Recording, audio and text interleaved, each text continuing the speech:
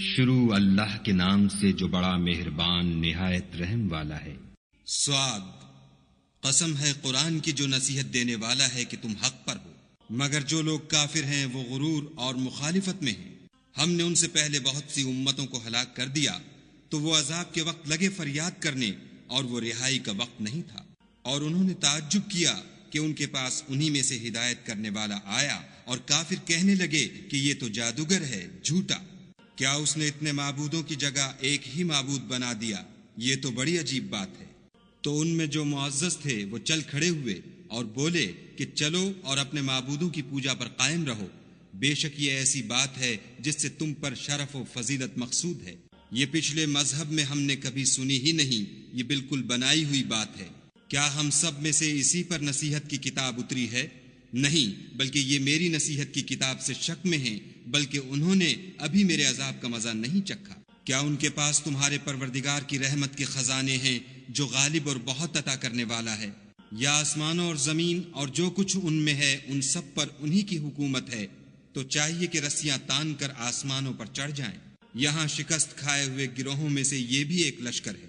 ان سے پہلے نوح کی قوم اور عاد اور میخوں والا فرعون اور اس کی قوم کے لوگ بھی جھٹلا چکے ہیں، اور سمود اور لوط کی قوم اور بن کے رہنے والے بھی یہی وہ گروہ ہیں۔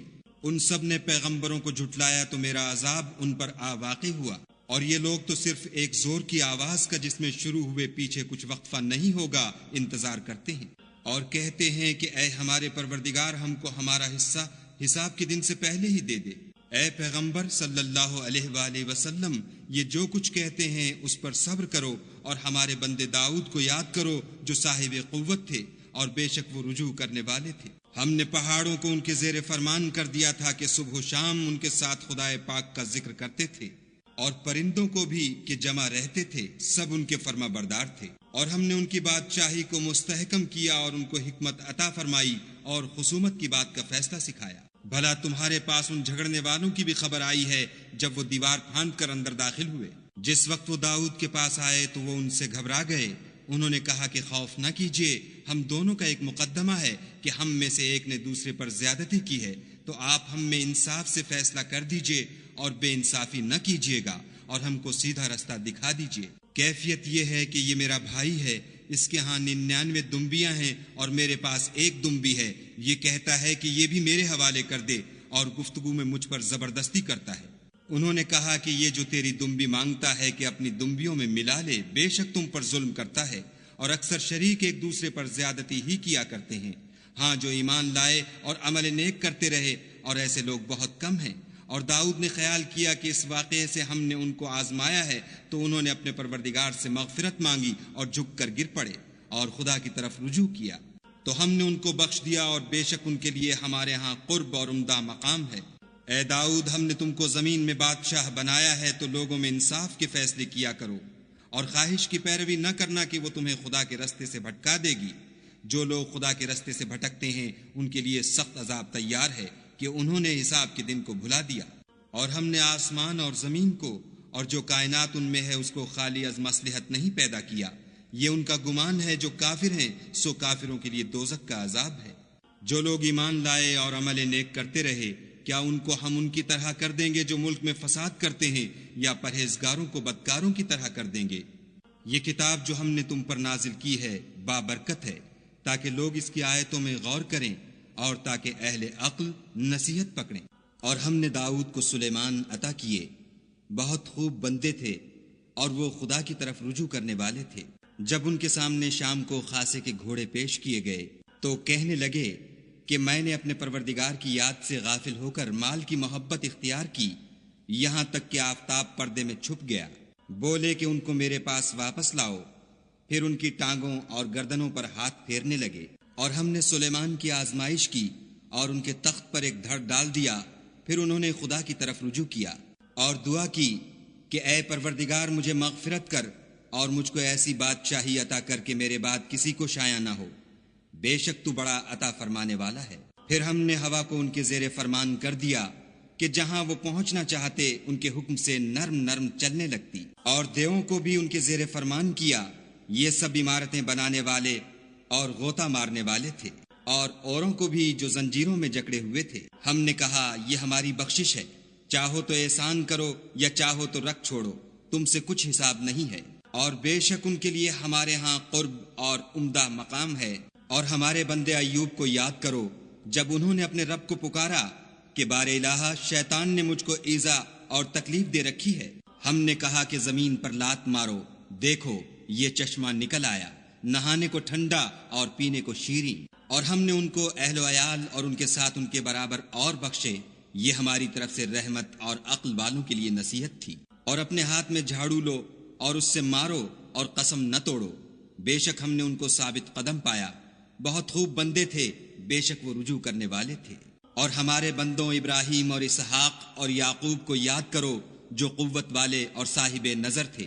ہم نے ان کو ایک صفت خاص آخرت کے گھر کی یاد سے ممتاز کیا تھا، اور وہ ہمارے نزدیک منتخب اور نیک لوگوں میں سے تھے۔ اور اسماعیل اور الیسع اور ذوالکفل کو یاد کرو، وہ سب نیک لوگوں میں سے تھے۔ یہ نصیحت ہے اور پرہیزگاروں کے لیے تو عمدہ مقام ہے۔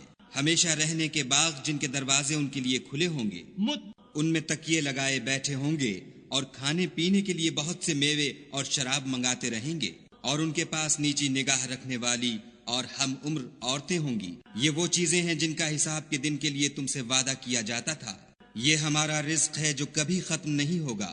یہ نعمتیں تو فرما برداروں کے لیے ہیں اور سرکشوں کے لیے برا ٹھکانہ ہے، یعنی دوزخ جس میں وہ داخل ہوں گے، اور وہ بری آرام گاہ ہے۔ یہ کھولتا ہوا گرم پانی اور پیپ ہے، اب اس کے مزے چکھیں۔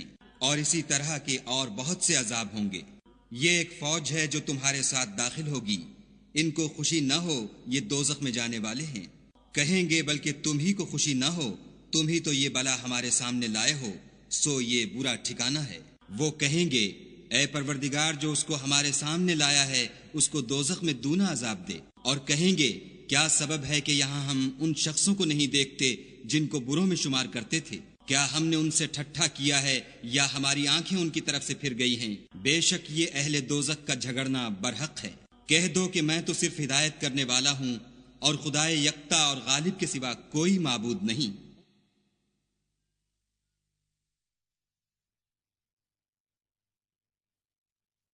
جو آسمانوں اور زمین اور جو مخلوق ان میں ہے سب کا مالک ہے، غالب اور بخشنے والا۔